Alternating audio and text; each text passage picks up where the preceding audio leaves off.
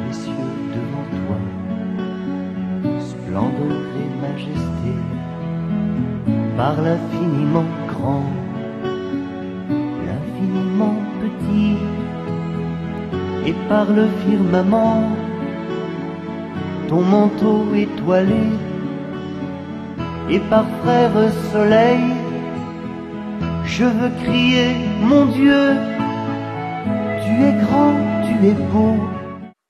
Mes chers amis, je ne sais pas si vous avez un chien à la maison. Vous allez me dire, quelle drôle de question, dans une Amélie du dimanche, de me poser de telles questions. Eh bien, si vous avez un chien, regardez le regard du chien tourné vers vous. Ou bien contemplez le chien quand vous ouvrez la porte et que vous rentrez de votre travail, qui se précipite et qui saute de joie, qui bondit de joie. Qu'est-ce que ça signifie? Qu'est-ce que ça signifie?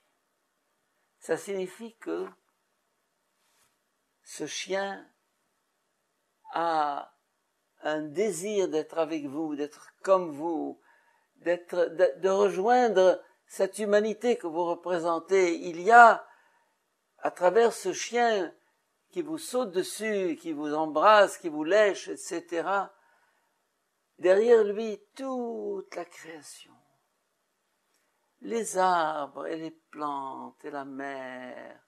Et il m'arrive quelquefois, lorsque je me promène dans un jardin, d'avoir l'impression, peut-être l'illusion, mais une illusion vraie, comme quoi les arbres se penchent vers moi pour me dire bonjour.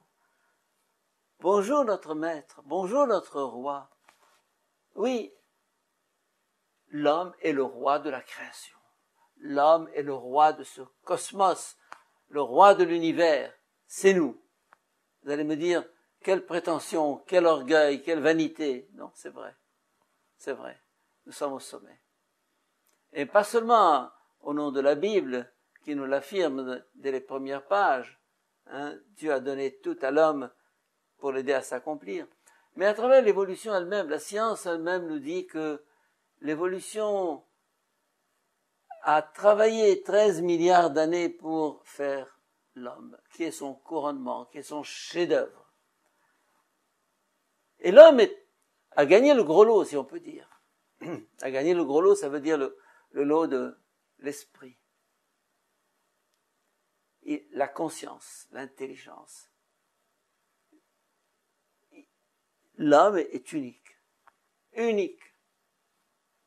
La science nous le dit et la foi le confirme. On a découvert ces dernières années ce qu'on appelle le principe anthropique. C'est quoi le principe anthropique? Le principe anthropique, c'est le principe selon lequel l'univers entier, l'évolution tout entière est programmée pour aboutir à l'homme. Comme si à chaque tournant de l'évolution, la vie a choisi le chemin qui mène à l'homme. C'est extraordinaire. C'est pas un hasard. L'homme n'est pas un hasard. L'homme n'est pas un accident d'évolution. Et à partir de là, l'homme qui a gagné ce gros lot, qui a abouti à ce statut de maître de la création, doit, je dirais, aider cette création à s'achever en lui et par lui. Aider cette création à s'achever en lui et par lui. Lorsque je mange un beefsteak, j'aide la création à s'humaniser. Lorsque je bois un verre d'eau, j'aide la création à s'humaniser. Lorsque je monte un cheval, j'aide la création à s'humaniser. Lorsque j'utilise l'énergie électrique, l'énergie nucléaire, le feu, j'aide la création à s'humaniser. En d'autres termes, cette maîtrise que l'homme, ou cette emprise de l'homme sur la création à travers la science, la technique, la connaissance, c'est sa vocation, c'est sa vocation. Il aide cette création à accéder à son niveau véritable, à sa dignité. Et c'est ce que, aujourd'hui, Saint Paul, il y a 2000 ans, a découvert. C'est extraordinaire ce texte, écoutez-le. La création tout entière gémit dans les douleurs.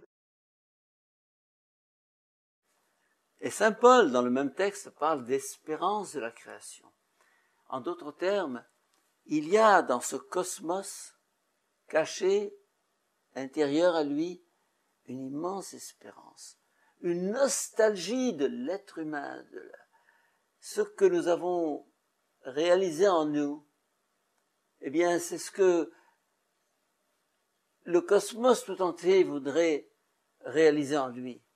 Et donc, c'est là que l'activité humaine, la recherche scientifique, le travail de l'homme, les usines, les laboratoires, les écoles prennent une signification. Ils s'attellent à la tâche de faire aboutir cette création. Et c'est le message de Saint Paul. La création attend cette libération des fils de Dieu, cette libération des enfants de Dieu.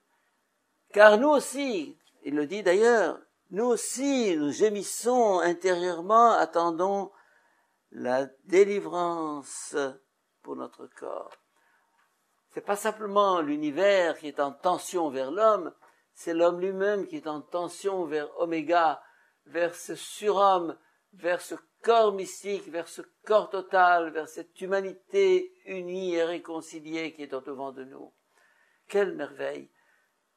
Il faut reprendre dans votre lecture personnelle cet épître aux Romains, chapitre 8, qui est une pure merveille.